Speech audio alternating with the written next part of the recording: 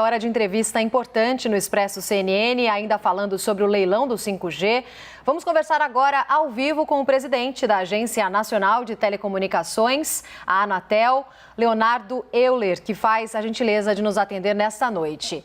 Bem-vindo, Leonardo. Muito boa noite, um prazer estar aqui. Cumprimento a todos os telespectadores da CNN Brasil. Para a gente começar essa conversa, Leonardo, o 5G costuma estar associado a carros autônomos, a outras aplicações, ainda até distantes da nossa realidade. Mas o que de prático é vislumbrado de fato no curto prazo? Bom, essa é uma pergunta muito importante e que talvez requer uma breve contextualização.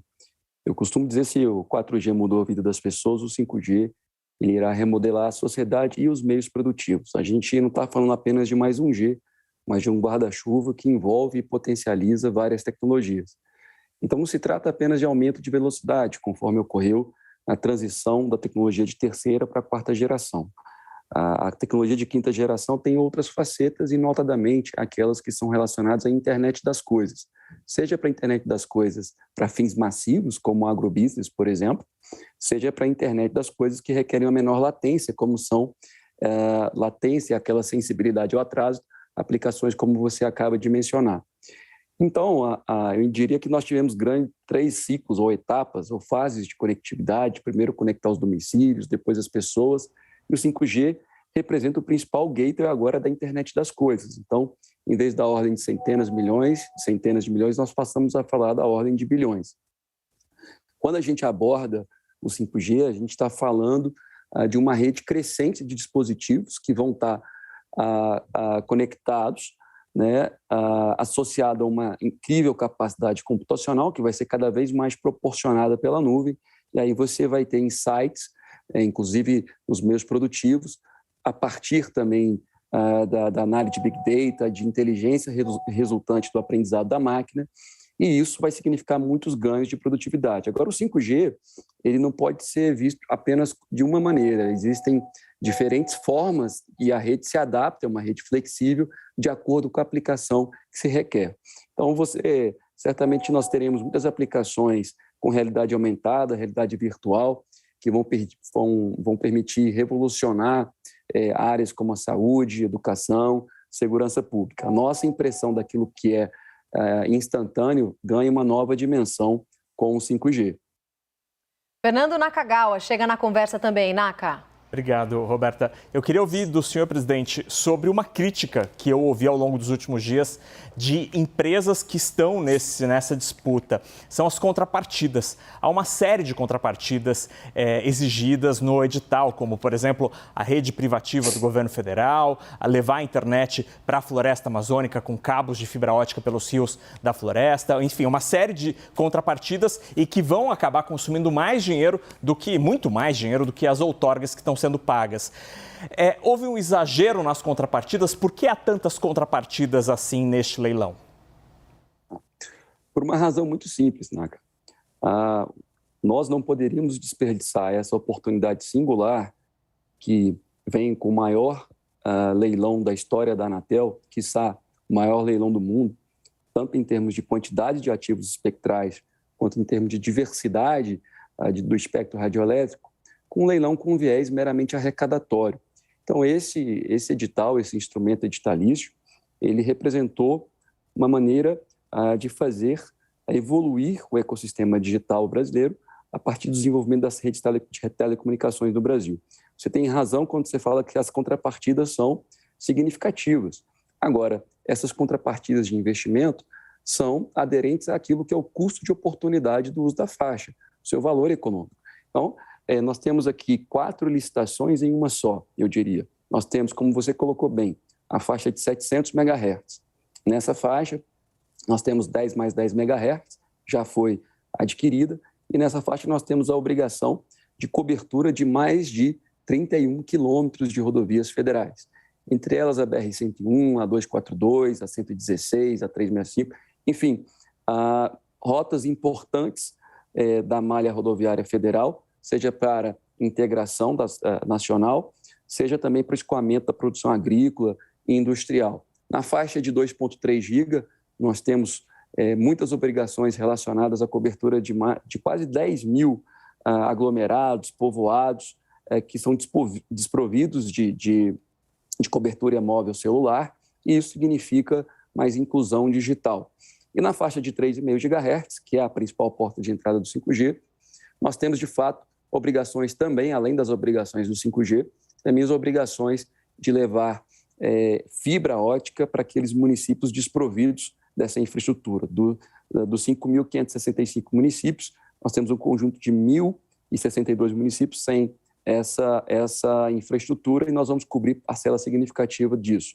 Temos também 1,5 bilhão de reais voltados para o transporte de dados de alta capacidade na Amazônia. Portanto, e temos, na faixa que será listada amanhã de 26 GB, todos os recursos auferidos serão destinados para projetos de conectividade nas escolas públicas de educação básica para uso pedagógico das TICs. Então, esse é um leilão que ele conversa com cidadania, na medida que tem inclusão digital e, portanto, social. É um leilão que conversa com infraestrutura, na medida que você tem conectividade das estradas, fundamental para a segurança, como eu disse, para o escoamento da produção brasileira. Esse é um leilão que conversa com o meio ambiente, na medida que 1,5 bilhão de reais na Amazônia é fundamental tanto para o desenvolvimento sustentável quanto para a fiscalização daquele bioma. Nós temos um leilão que conversa com educação e nós temos um leilão que, sem dúvida nenhuma, conversa com aumento da produtividade. Sem ganhos de produtividade, nós não temos crescimento econômico sustentável. Caio Junqueira, vem também. Sua pergunta, por favor. Oi, Leonardo, boa noite. A gente está falando bastante de 5G, é o grande dia do 5G no Brasil, né? Esse maior leilão aí, como você disse, da Anatel. Mas eu queria te perguntar, me desculpe, sobre o 6G, né? Porque já tem países aí em estudos avançados, 6G.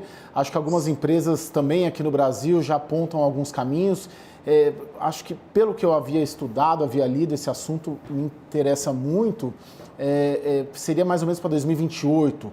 A minha dúvida é, de que maneira o resultado desse leilão facilita um avanço até, o salto ali para o 6G? Que, salvo engano, os países nórdicos lá já estão também com o pé no 6G, inclusive.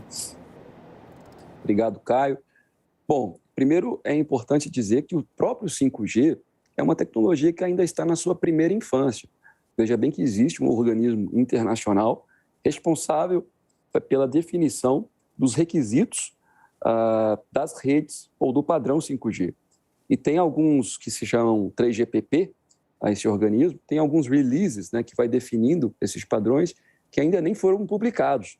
Portanto, há ainda um caminho significativo de especificação do 5G.